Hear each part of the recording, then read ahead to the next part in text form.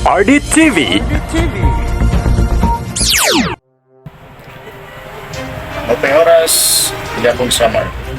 Update lang kita mga sangkayan, kasumpayhan nahianod nga bata dito ito na Barangay Victory.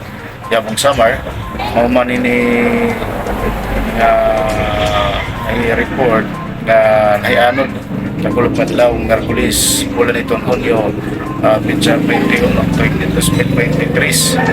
Kaya na nga mga oras, kaya na mga panahon na padayon itong ginihimo nga search and rescue operation nito na Yabong Emergency Response Team nga nito na MDR-RMO.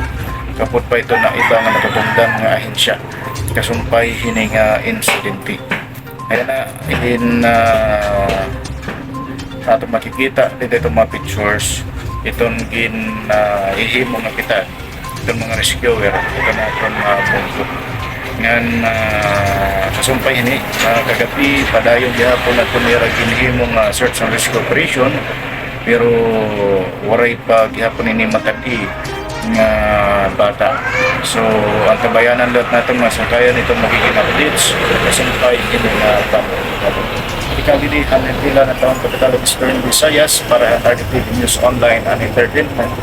Mula dito sa tahong capital of Eastern Visayas, ito ang RDTV News Online and Entertainment. Maghahatid sa inyo ng patas, tapat, at totoong mga impormasyon at iba pa. Maghahatid ng taus-pusong serbisyo. RDTV News Online and Entertainment.